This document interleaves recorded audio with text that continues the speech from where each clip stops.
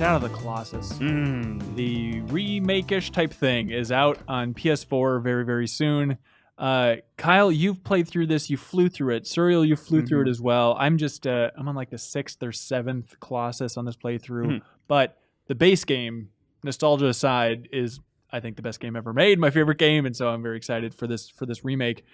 Out of the gate, the messaging on this has been so confusing, and I probably care more about this than anybody else. Yes. Because Bluepoint Games was on the podcast a while ago explaining how it is still that original game's code running underneath this thing, and then it's a weird fusion of the two engines and the code bases melding together.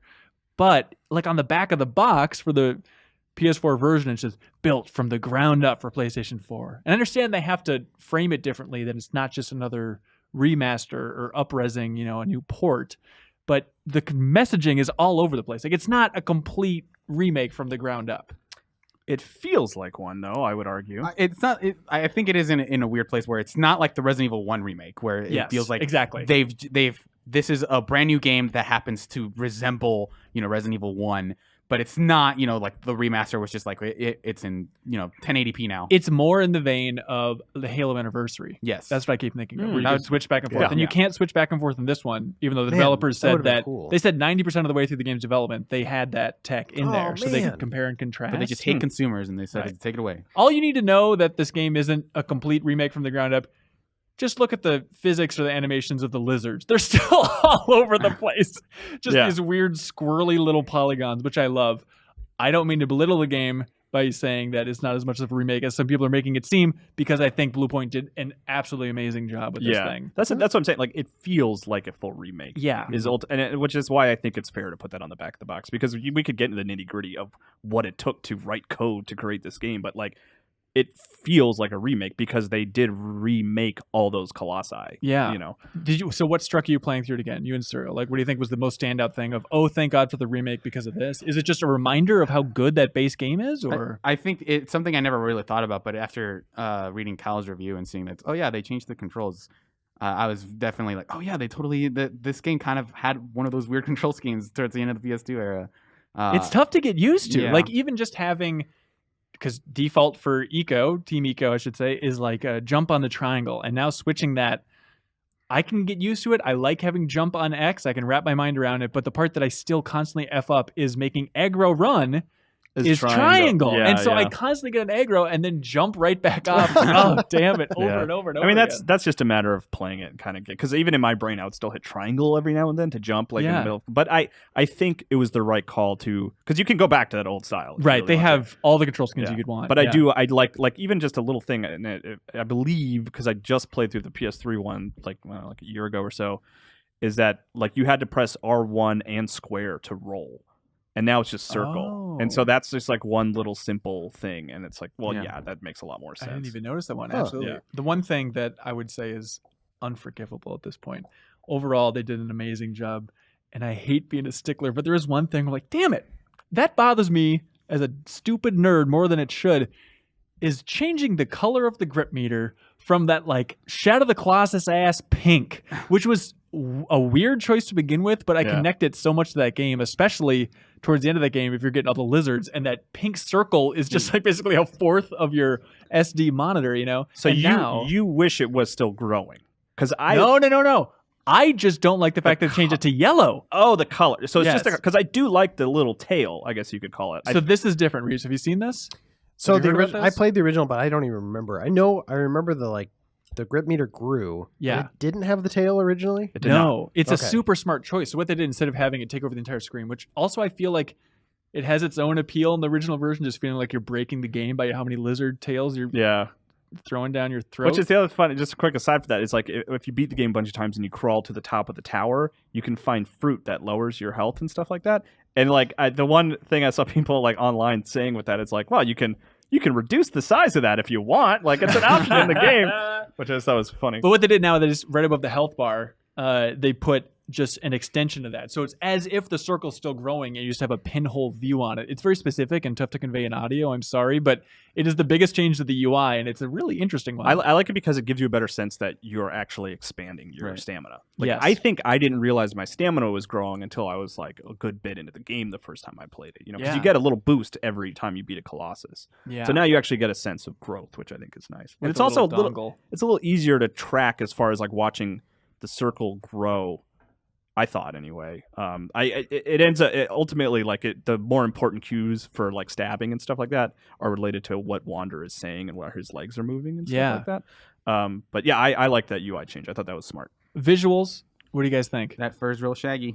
The fur looks so good. I also the eyes I like a lot. That was something I didn't really consider too much until I was fighting the Colossus that's under the sand, where he comes up behind you and you really like look it in the eye. Yeah. Like I even said in the review, like I feel like the Colossi have like kind of a like almost more humanity now because the eyes are more. But their eyes are so simple. Yeah, but I guess there's just more like they're cloudier and they're kind of moving a little bit differently. And then like the other thing that really stood out to me is like every Colossus you beat, the portal to the sky looks a lot more impressive now. And the skin on the Colossi, it just, I don't know, it looks really good. Like they did a really good job. They do a really good job of making you notice that, oh, this looks different. Like this does not look the way that it originally looked, but staying sort of true to the core of like, this is the Colossus I remember. And even, outside of the Colossi though, I mean, just the environments. I mean, the forest in particular, there's certain areas where it's like, oh my God, this is so detailed now. It looks amazing. Looks like South Dakota. It looks exactly like South Dakota, which is exactly what I want. I'm writing it in the wiki. This is where it takes place. There has been some scuttlebutt online. Some people saying like, does it look too good? Is it weird to have something so detailed? Does it remove anything from the original game? Just making it feel like it's a fantasy world kind of a thing? I think a lot of it, like the specific criticism was that because it was on the PS2, it had sort of like a quasi-Silent Hill effect where it kind of looked a little bit foggy or dreamlike. Yeah. And that's not here, but I don't know that that's... I guess I specifically never attributed that as like, this is one of the game's defining qualities, that it's sort of dreamlike. And I get where people are coming from, but I don't think sort of that removing that sort of destroys whatever vision, Ueda had for the game. I just feel like that was sort of a more practical limitation than it was an artistic. I don't dream at 16 frames a second. I feel like it was a technical limitation that was functional at the time. Like I think of like in Mega Man X, there were moments where like too much would happen on screen and the game would slow down. Explosions of GoldenEye. Yeah, and when I was young, I was like, oh man, this is like, it was a technical limitation that was like, it was cool, and I was like, oh man, I'm doing so much that the game is slowing down. Yeah, and I feel like it's kind of similar here, where it was just like, it was a technical limitation that functioned at the time, but I think it is improved by adding more detail. Like the world is more interesting to explore now, I think. It is, yeah. I mean, the only thing when Sony's been pumping these videos out comparing the two. It's fun to go and look at them, and like there's so many situations where you look at that original one and you forget how like blown out that original game is, and it lends to such a unique style, just how bright everything is. Yeah. And it's weird to see how detailed everything is now, especially like in terms of the distance. But I think Bluepoint did as good of a job, and also just it's worth stressing outside of the UI, like they were as faithful as they could possibly be. Like it's clear that they're have such a reverence for this classic game. It would have been so easy to remix things. And I feel like, I don't know what that comes down to. I mean, what Sony says, how Sacred Sony compares it to, I'm sure it'd be like a studio by studio basis, how much they'd want to F with it. And to take the track of, we're going to be almost as 100% faithful as we can be is wild. They did add some collectibles that I don't think were in the original game. So what? Usually, so when you raise your sword to find the next Colossus, your sword will glow blue, but in certain areas it'll glow gold, and so that's sort of your cue to find this glowing gold thing in the ground.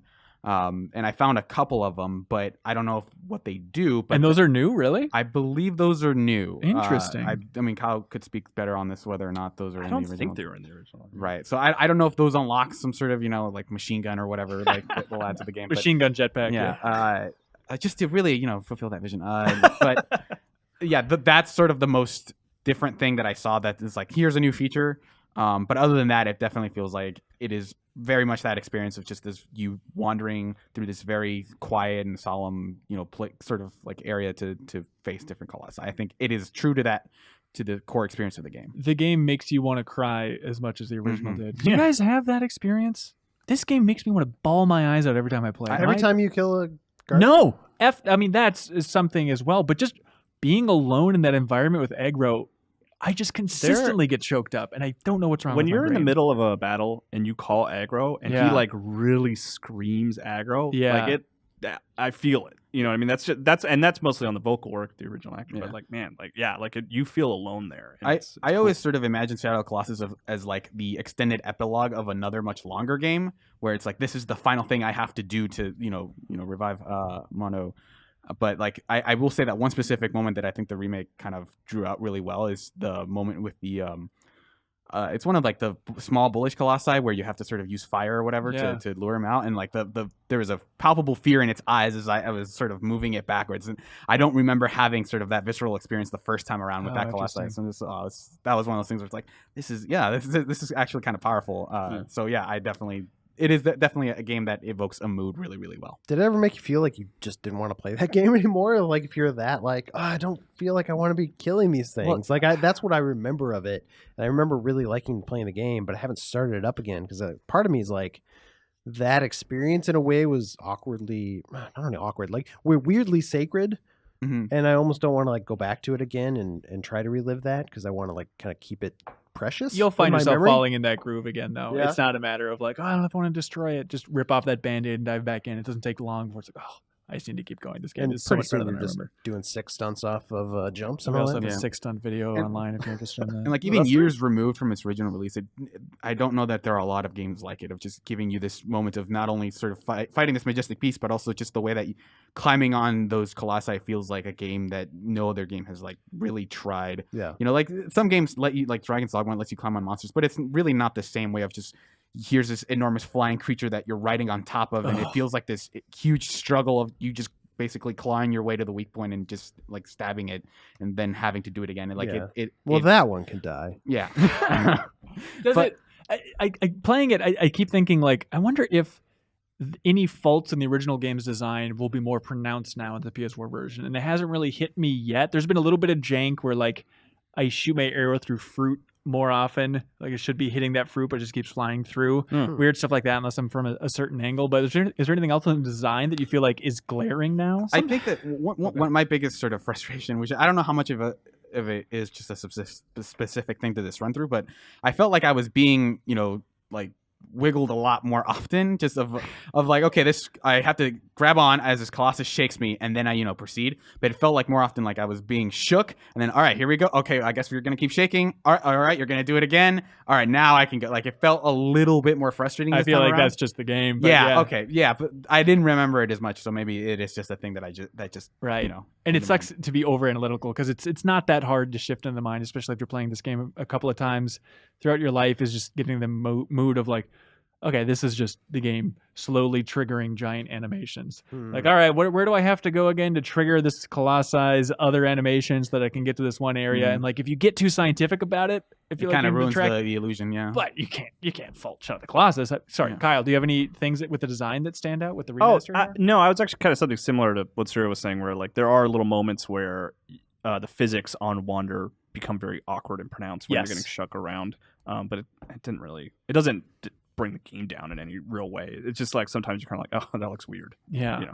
Overall, playing this game again, it just reminds me how insane it is that this game ran on a PS2. Yeah. It's impressive on a PS4, and when the core of the game is still the same, you just think back on like, the PS2 handled this scale of a world and those giant creatures and those animations and Aggro's animations alone. It is mind-boggling that they pulled that off in 4 years of development for Shadow of the Colossus. That should have been a Last Guardian-esque development hell, and somehow that team pulled it out still back then, and now it holds up so much today. Yeah. Also, the other thing going back to the game is, it feels like so many games, maybe in the indie space specifically, reference Timiko's games for like gameplay-based storytelling, kind of minimal plot, minimal lore. You get the broad strokes pretty easily. 4 cutscenes in the game. Exactly, yeah. Which, by the way, I thought back to an old 1UP interview that always made me laugh, where they asked Ueda about that, and Ueda's like, "Yeah, maybe we should have had more. I don't know. Maybe we should have put some more in there." It's like, "What? No! Don't you realize that's great?" But that was the thing: is the beginning of this game, it's more explicit with the lore than I remembered.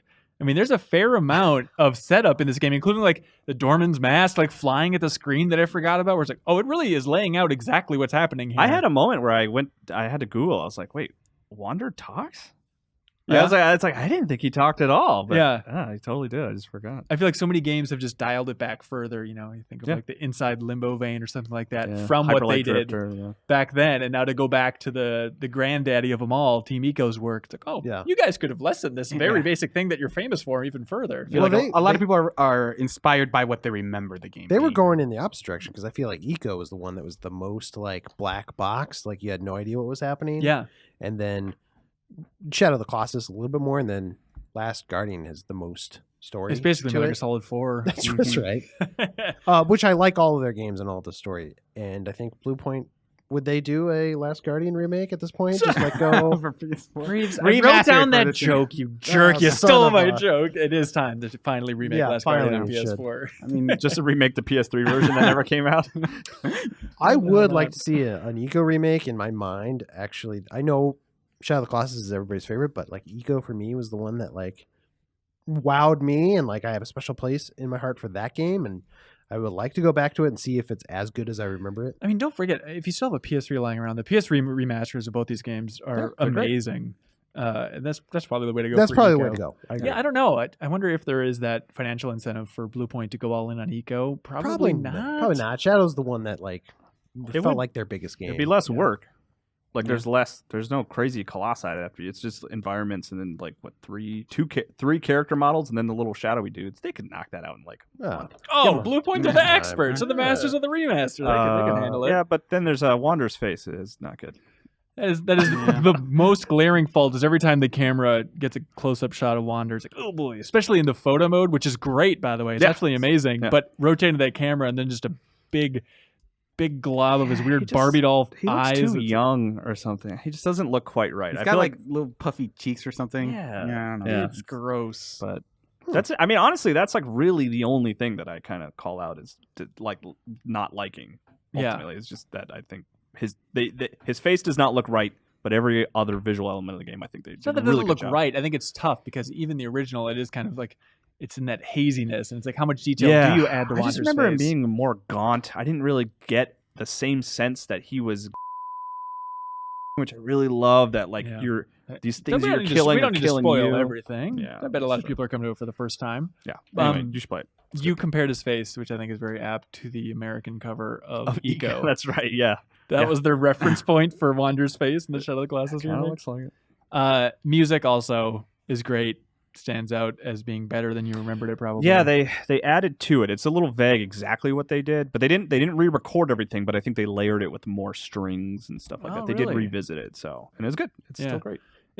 I realized that I had no idea who was the composer for this game. I went back and looked at it, and he hasn't done too many games, but it's fun to listen to the composer. I forget the name now, but look it up. Because he also did a lot of Godzilla movies. Japanese Godzilla movies around like the 90s, early 2000s, and listening to those soundtracks, it's like, oh, this just sounds like more Shadow of the Colossus music. It's really fun to check out. Yeah. So you actually reviewed this thing then, Kyle? Yes. What'd you give it? 9 out of 10. Still amazing. Still the best game ever made, right, guys? Man, it's up there. Like certainly in my top 5, I would say. I like it a lot. Yeah. Thank you so much for watching this excerpt from the Game Informer Show podcast. You can subscribe to the audio version and listen to new episodes airing every Thursday. We cover big games on the horizon, games that we've just reviewed. We have long-form developer interviews, a lot of fun stuff. So check it out every Thursday.